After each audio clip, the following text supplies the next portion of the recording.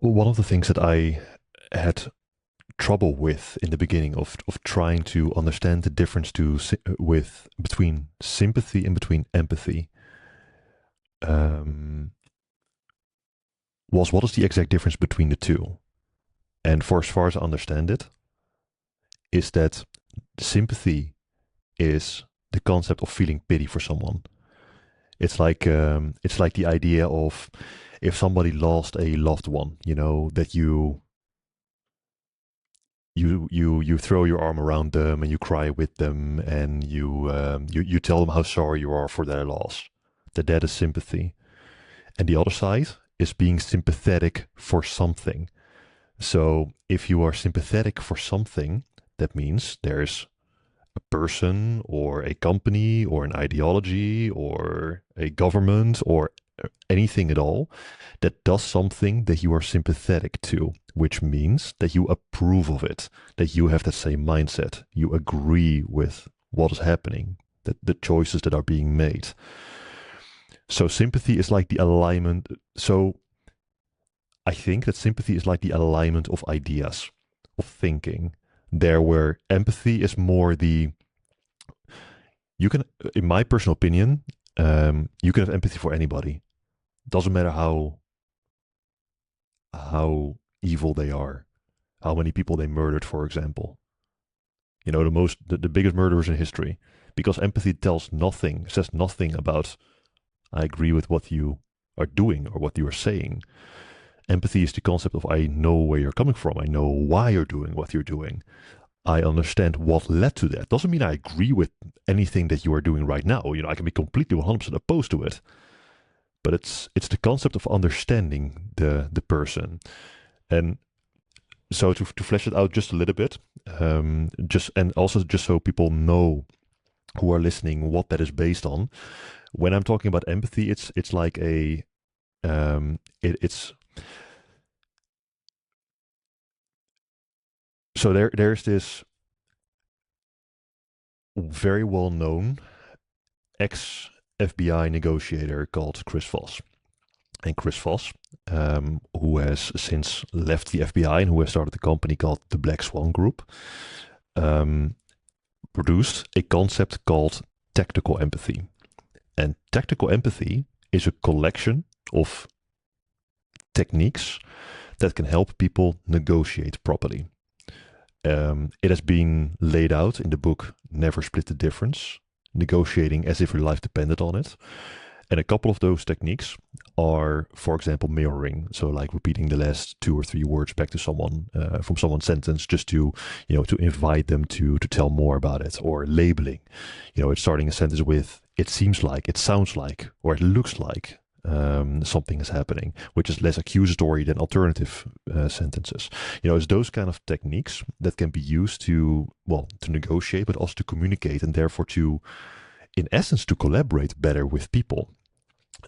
So all those techniques, if I'm talking about empathy, um, it's using those techniques pretty much to gain understanding of the other person. So that is the ground where I'm coming from. Um, so back to that question, and to summarize it, is it a correct statement to say that sympathy is aligning with the person's ideas and empathy is understanding the person's ideas? If you make it as generic as possible, would that be a correct statement? Oh, I don't know if I'm going to be correct. I have an opinion, right? I don't know. We have to go back to like the Latin or the German for it, right? Because in my mind, between empathy, sympathy, and pity was, oh, I'm glad that didn't happen to me. Like that's pitying someone. Sympathy was, oh, like I feel bad for that and I hope that goes okay. Like when you watch commercials of like dogs and they need help and you're like, oh, like I have some sympathy for that, and I don't give any money, but I hope dogs do well in the world. I don't wish bad about dogs, right?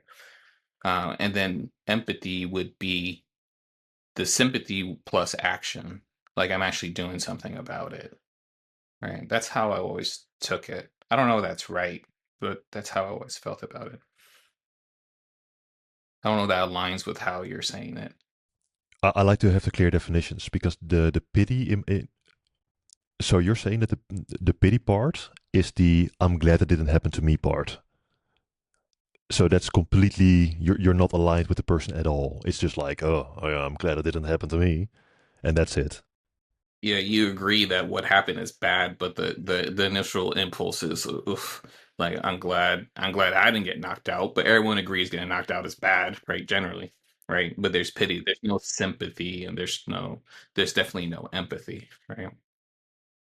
Like you may even laugh, it may even be funny, right? Pity can go into a little bit of like of that of I don't know if that's necessarily comedy. No, it's not necessarily comedy, but it could be funny. We may laugh when we pity something. Let me give an example and ask me for tell me if this then falls under the category of pity. So if you hear a story about a plane crash, I don't know, on the other side of the world, doesn't matter where it is, but right, the people that died are so far away from you. You know, it's for you, it's like a news article. It's a bit controversial to put it out like this, but it's nothing more than a news article in essence. But at the same time, you know, there's this idea that it's a terrible thing that happened, and you're looking at it and you're like, man, that's damn, that must be terrible for everybody involved over there. Is that pity? No, that sounds like sympathy.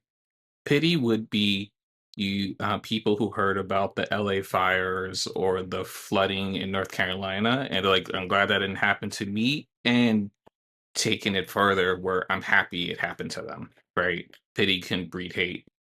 I don't sympathy and empathy don't breed hate. I'm saying sympathy's kind of in the middle. Pity will breed hate, and empathy breeds action, constructive action. Right. Wishing harm on someone else. Or just happy it happened to them. I'm glad it happened to me, right? Like just the baseline, and then you can add onto it, like happy it happened to them. Right.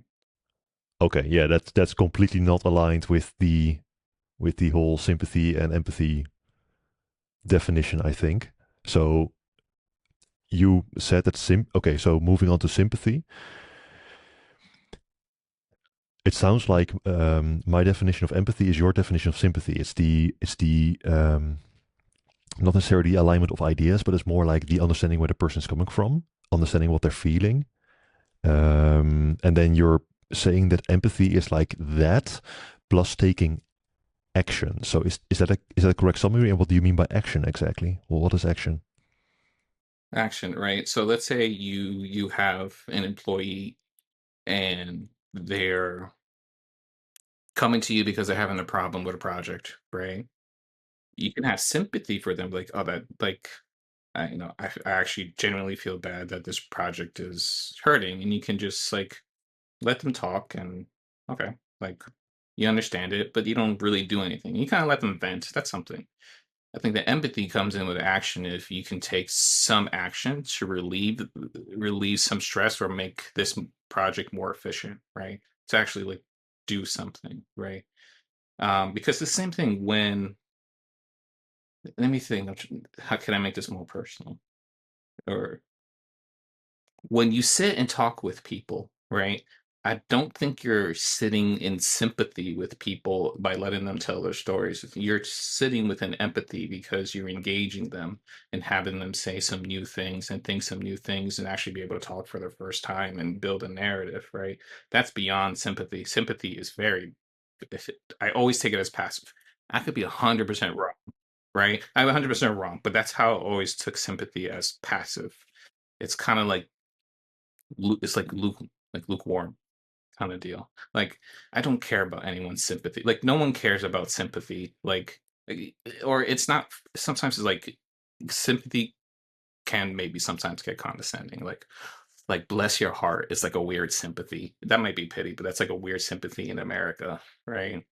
Like I'm getting a little bit off topic, but yeah, I think we're thinking about the same functions. We're just using different words just because we're coming from different sides of it. Yeah, I don't think there's like a wrongness as long as we're not being assholes in this world.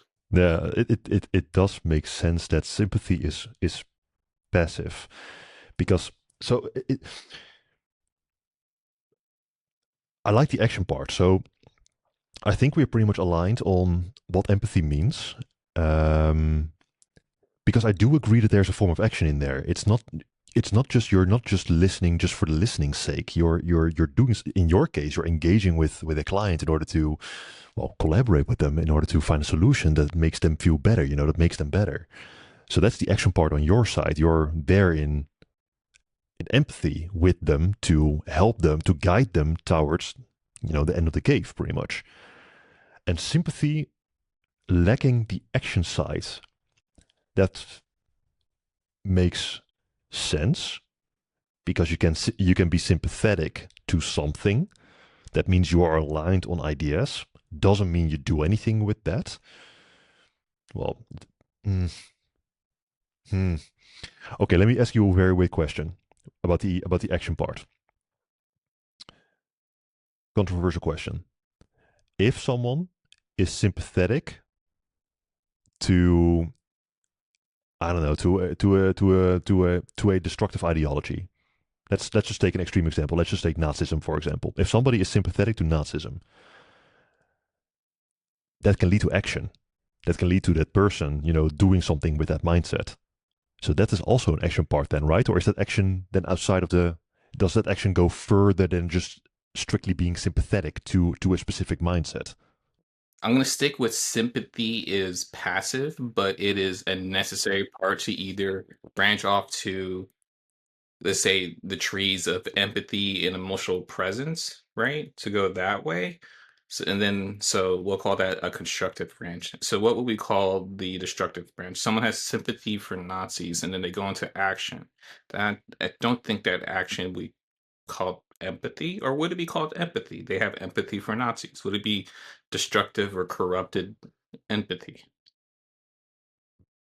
I don't know. We could call it corrupted empathy, something like that. Right? Or destructive empathy. I don't know, corrupted, destructive, something like that, right?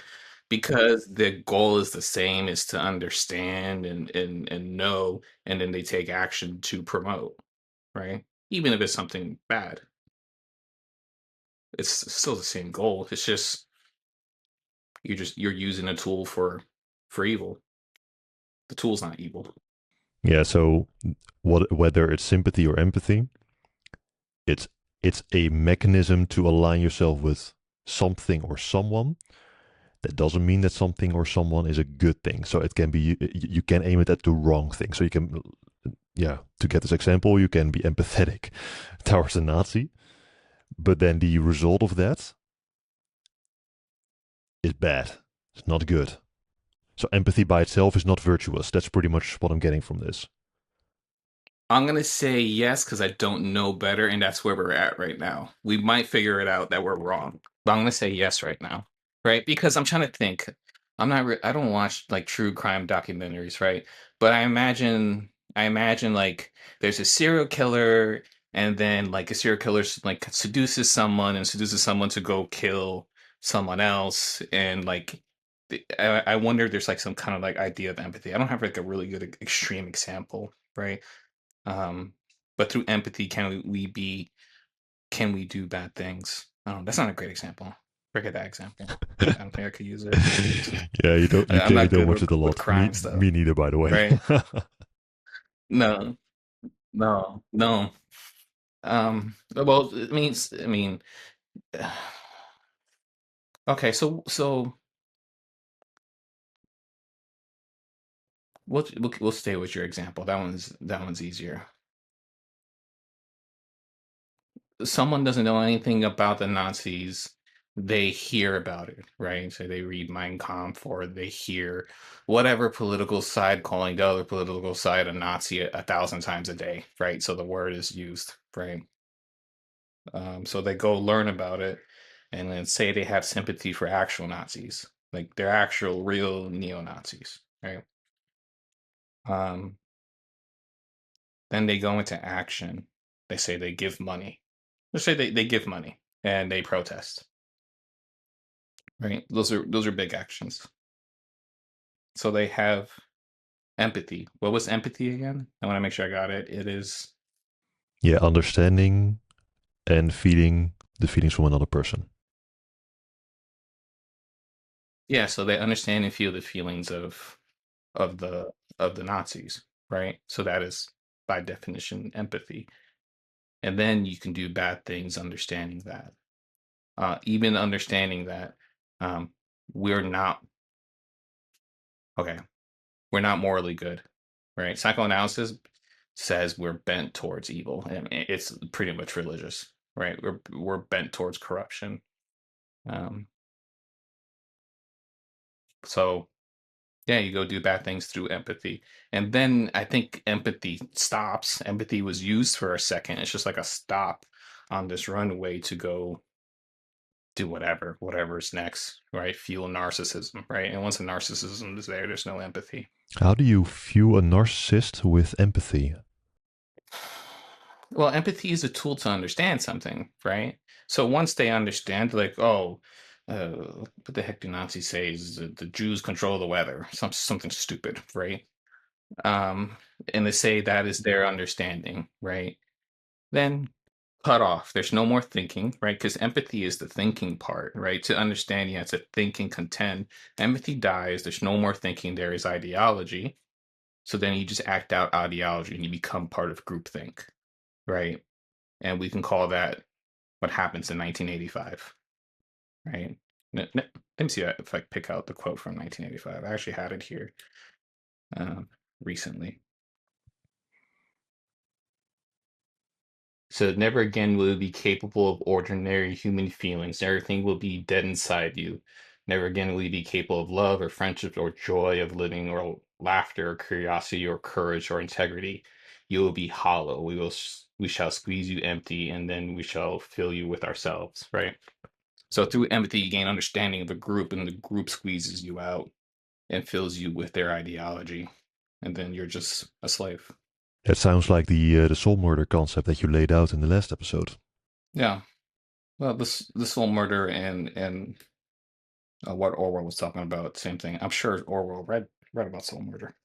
It's an old. It's like I feel like it's from like the yeah. It's an old concept, right? It's just never been popular. I do like the idea. I haven't really thought about it like that because strictly before this conversation, if I have to lay out empathy, I will classify it as a mechanism to understand a person so that you can make better choices, either yourself or together, right? Because the better you understand the other person, the better you can predict what they're gonna do, how they're gonna behave, what they're struggling with, how you can help, how you can collaborate, those kind of things. So it's a mechanism to align with a person, out of which you can do something else, whatever that thing may be. But it's it's a it's a communication mechanism, and it doesn't necessarily say how it's used. And it makes a lot of sense because you can use it very maliciously in the example that you just gave. It doesn't mean that you're working towards something good. Having corrupted empathy or destructive empathy, as you just mentioned it, can lead to devastating results. If you have empathy, if you're empathetic to the wrong thing, to the wrong people, that's not going to lead to good things. Then empathy is not a virtue. Then I'm going to say a little bit with more confidence: empathy isn't a virtue. It can be virtuous, but maybe it's not a virtue. Maybe you have to define virtue better, but it's not inherently always good or constructive or holy. Right? That's kind of scary. I said that's kind of scary. Now that we're saying it out loud, that's kind of scary.